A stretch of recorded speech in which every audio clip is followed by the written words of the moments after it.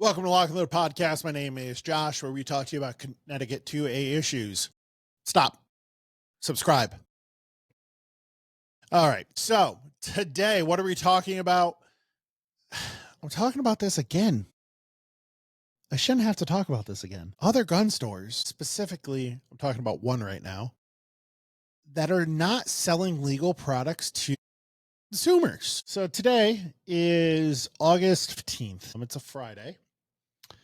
And I posted on our Facebook page this morning about a specific gun. We'll come up with that in a minute here. That a few customers messaged me about last night. And I was like, I don't think that's legal. And then I went onto their website, the manufacturer's website, and then I looked it up. But I'm going to rewind before I dive into that gun. So first, you guys should do your research.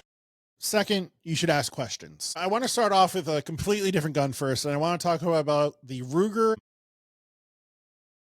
LC Charger, which kind of is similar to the High Point carbine that is on the Connecticut ban list. Now, you guys, most of you should know what a Ruger PC9 carbine is. So Ruger PC9 carbine is a featureless rifle. There's no pistol grip. There's no adjustable stock. And it takes a magazine outside of the, what I'm going to call the pistol grip, but it's not an actual like AR pistol grip. Okay. So where you would hold the gun. So outside of that, that's legal. 100% threaded or not threaded. That gun is legal. Ruger PC9 carbines that do not have any scary other features there. So the PC9 carbines, we're good to go. The ones that have a pistol grip, an actual pistol grip and adjustable stock, those are definitely not legal. But the ones that are like a kind of a mini 14 style, those are good. So the LC Chargers made by Ruger, the magazine goes into the pistol grip. It has a folding and adjustable stock. So that means the magazine is not outside the pistol grip. It goes into the pistol grip. And it's a rifle. Those are not legal. They are not legal in Connecticut for a regular consumer, a regular citizen to own.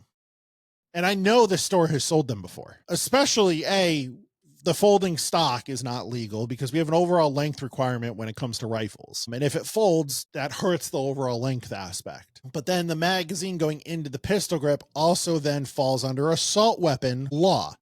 And for the people that are going to come after me right now for saying the word assault weapon, go look up Connecticut general statute, because the last video where I said that, you jumped all over me, and maybe more of you should go learn what the law is written as. Now, I'm very well aware that assault weapon is a made-up term from the government. I'm probably the most capable person to understand that. But I'm quoting Connecticut general statute when I say these things. So why don't you calm down, guys, who are about to go type on your little keyboards there and get all mad at me. All right. So that gun is not legal in Connecticut. I know the stores unfortunately sold them. So let's fast forward to today, or last night, I guess. They posted a Walther PDP Pro X, and it's kind of like a PDP with a compensator on the front. And I'm like, oh, that's cool. Kind of like a Canik TTI Combat. And the Canik TTI Combat is totally legal because it's a threadless comp. It's an extended barrel with a barrel cut, and the comp goes onto it, and it's set with a roll pin. There's no threads. You don't thread on the compensator.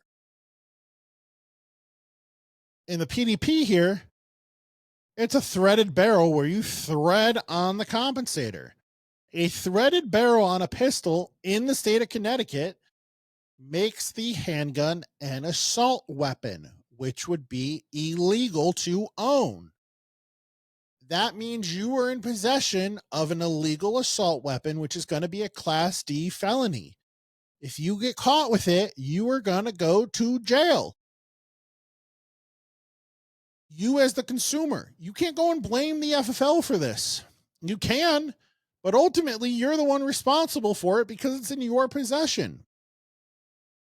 Now, you could make this legal. We could drill a hole in it. You could put a pin in it and you could weld it. I don't know if you're really able to do it with this gun. And if you are, it's going to look really, really, really bad. That comp looks really thick. You know, I'm not a certified gunsmith.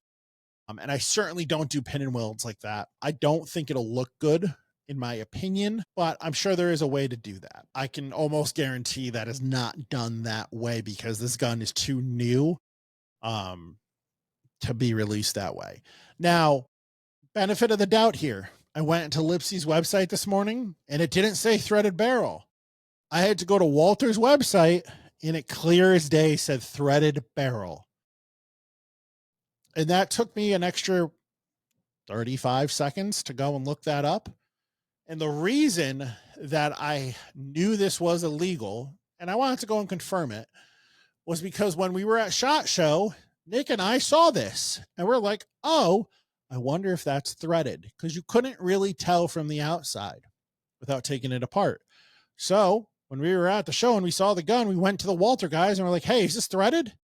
And they're like, yeah, it is. And we're like, are you making a threadless version? And they're like, no, we're not. And I'm like, oh, that sucks. They're like, you live in a state? And I'm like, yeah, we live in Connecticut. They're like, sorry, man.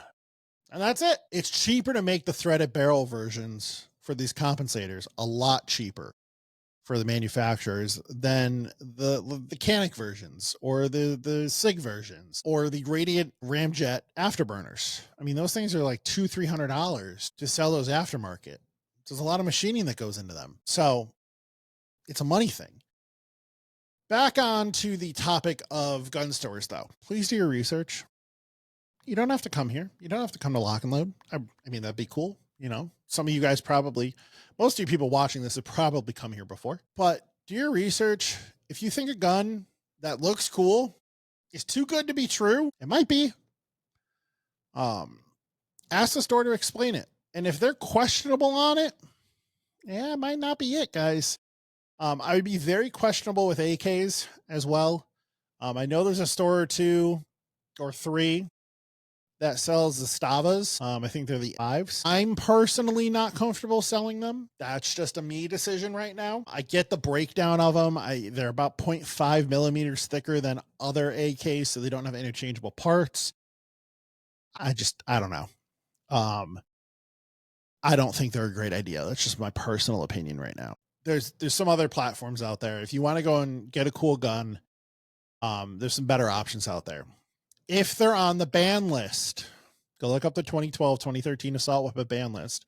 If the name of the gun is on the ban list, I wouldn't buy it. That eliminates SIG M400s. I do not sell SIG M400s. Now, it's a fixed mag. Could you sell it? Arguably, possibly. Am I going to go want to fight that court case? Are you going to want to fight that court case? I don't think so. So I'm not going to go and sell them. I don't think they're legal. That's my non-lawyer opinion. That's my gun store opinion. And I won't order them for people and I won't sell them.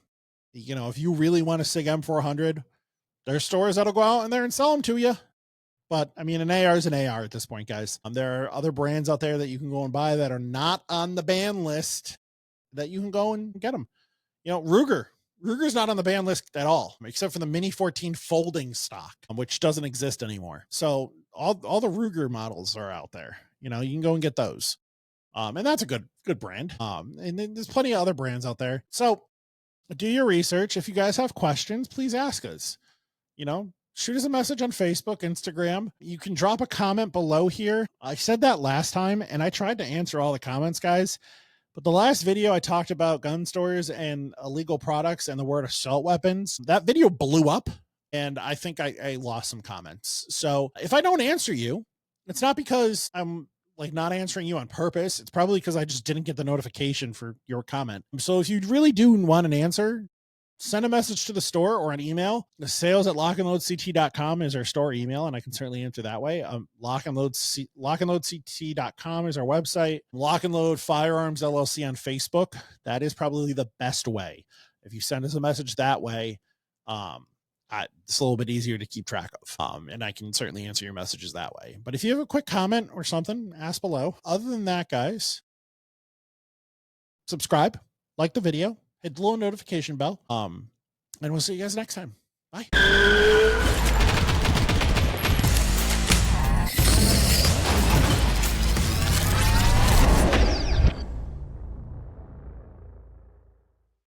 Lock and Load podcast is sponsored by Lock and Load Firearms, Connecticut's #1 rated gun store and pistol permit class on Google.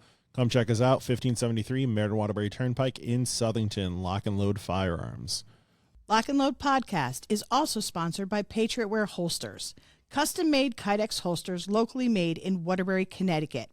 www.patriotwearholster.com and use code LNL podcast for 10% off your purchase. Orders available for shipping or pickup at various locations.